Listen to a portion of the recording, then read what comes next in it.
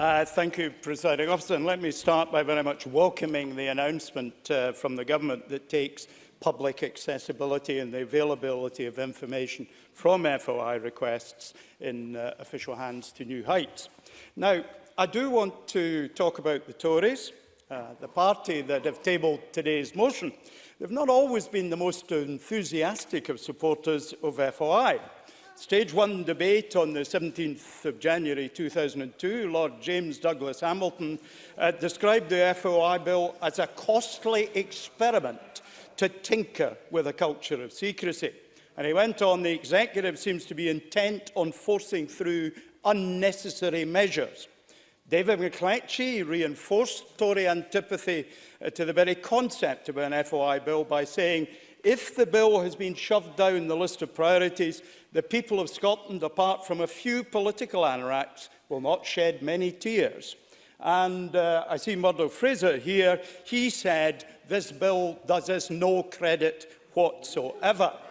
Now, my contribution to the debate on the 17th of January, I said, a desire to keep information is always an expression of someone's self-interest. I am strongly in favour of freedom of information.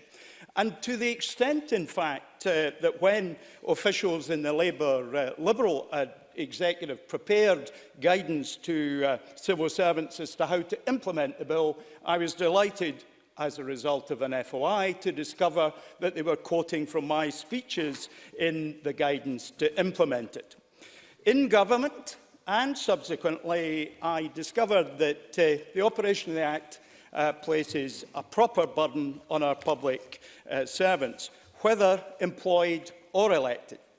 One of many ministers in this administration and in previous ones, I found myself responding to a significant number of FOI requests. On many occasions, we found that I will, if it's brief, please. Joanne Lamont.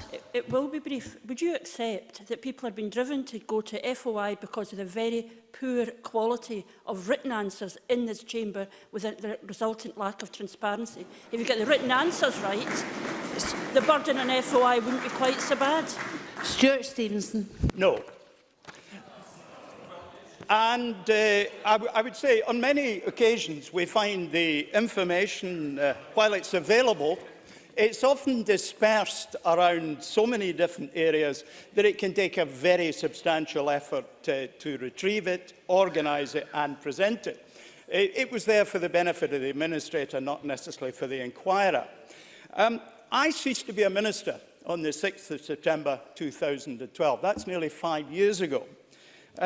But for years after that, I was still being asked to confirm the contents of responses to FOIs because they touched on my time as a minister. And of course, under the Ministerial Code, I'm not permitted to retain any ministerial papers. So it would be fair to say a number of the delays, mea culpa, are down to me as a backbencher, not always responding to civil servants who are looking for confirmation quickly enough. And I accept that. It's not something, by the way, that is yet finished. I'm summoned to appear in front of the Edinburgh Tram inquiry. I'll have to come down for a full day to be briefed on what I did between 10 and 7 years ago. So the reasons why there are delays are very diffuse. Sir Humphrey Appleby, and yes, Minister, reminded us the Official Secrets Act is not there to protect secrets, to protect officials. FOI is an important part of Civic Scotland's weaponry to ensure citizens can hold officials to account. And I welcome the Tories' newly found support for FOI. Let's hope across all administrations in which they may be involved, they properly implement the principles and practices that are required.